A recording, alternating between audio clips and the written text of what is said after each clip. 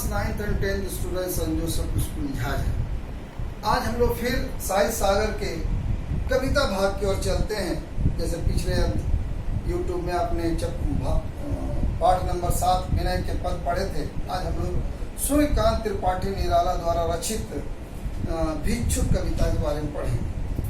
पहले कवि के बारे में। इनका जन्म सूर्यकांत त्रिपाठी निराला जी का जन्म 1857 ईस्वी को बंगाल के मेदिनीपुर जिले में होता है। निराला जी का पारिवारिक जीवन बड़ा कष्टमय था। बड़े स्पष्टवादी भी हुआ करते थे, स्वभाव से भी विद्रोही थे। उसके बाद कई सारे उन्होंने रचना लिखी और 15 अक्टूबर 1961 की उनकी मृत्यु। तो अब चलते हैं कविता की और पूरी कविता एक बार पढ़ेंगे, उसके बाद भावार्थ बताएंगे, उसके बाद सार बताएंगे। वह आता दो टुक कलेजे के करता पछताता पथ पर आता, पेट पीठ दोनों मिलकर हैं एक, चल रहा लकुटिया टेक, मुट्ठी भर दाने को भूख मिटाने को, मुंह फटी पुरानी झोली को फैलाता, दो टुक कलेजे के करता पछताता पथ पर आता। साथ दो बच्चे भी हैं, सदा हाथ फैलाए, बाएं से वे मलते हुए पेट को चलते और दाहिना दाया दृष्टि पाने की ओर बढ़ाए। भूख से सूख ओठ जब जाते, दाता भाग विधाता से क्या पाते, घूट आंसुओं के पीकर रह जाते। चाट रहे झूठी पत्तल वे कभी सड़क पर खड़े हुए, और झपट लेने को उनसे कुत्ते भी है अड़े हुए।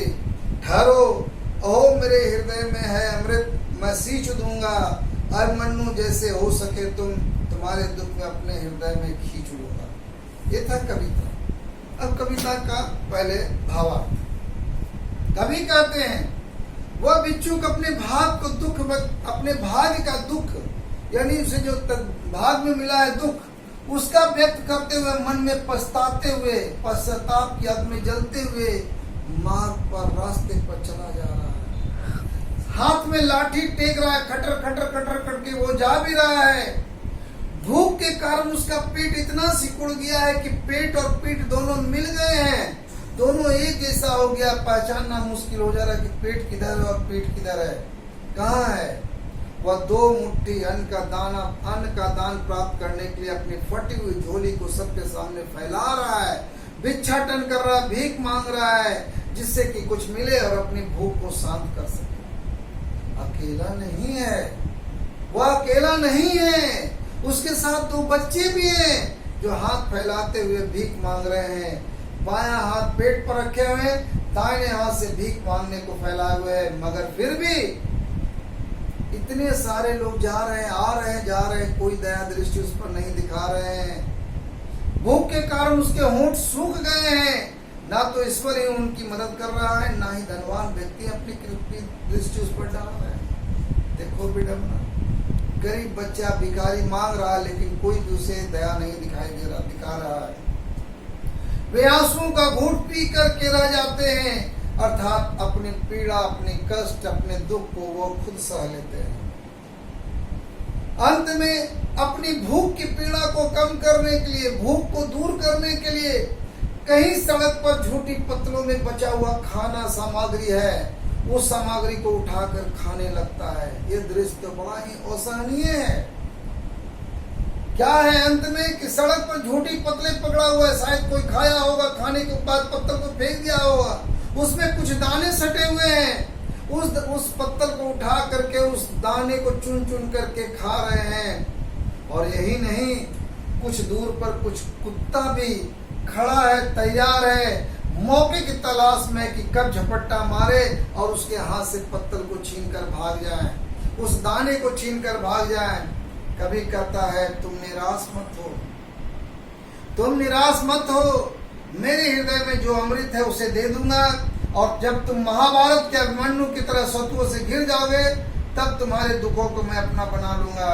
यहाँ कवि ने अभिमन्यु का उदाहरण देकर दुख को, प्रकाष्ठा को व्यक्त किया है, अपने हृदय के दुख को भी व्यक्त किया है। और हमारे समाज में गरीब इंसान की क्या हालत होती है, गरीबों को देखने वाला कोई नहीं है। यहाँ कवि कि गरीबों के प्रति विरोध स्वर होता। और इस लॉकडाउन में आपने देखा होगा कितने गरीबों की जान चली गई उसमें कहना मुश्किल था। अब आते हैं पाठ का सार, छोटा कर। कवि ने अपने कविता भिक्षुक में एक भिखारी की दयनीय स्थिति का वर्णन किया है।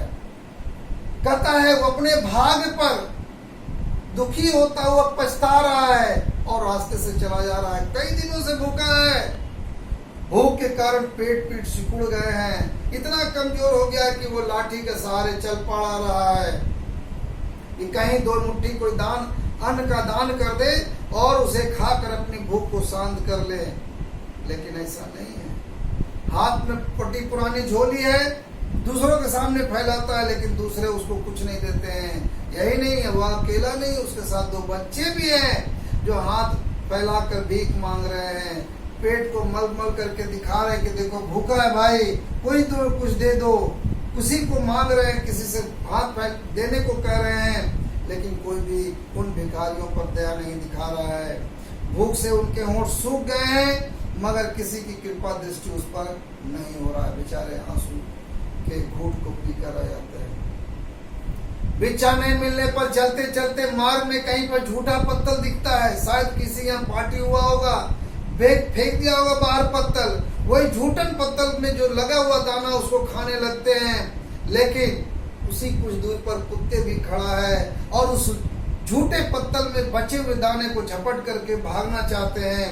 कभी कहता है कि जब तक अभिमन्यु के समान चारों ओर शत्रुओं से घिर जाओगे, चारों तरफ घेर लेगा, संघर्ष करते रहना, तुम दुख की प्रकाष्ठा पर पहुंच जाओगे, मैं दुखों को अपना लूंगा। कभी यहाँ भिक्षु को निराश नहीं होने को कहता है और कहता अपने अधिकार के लिए संघर्ष करो, संघर्ष करके आगे बढ़ो।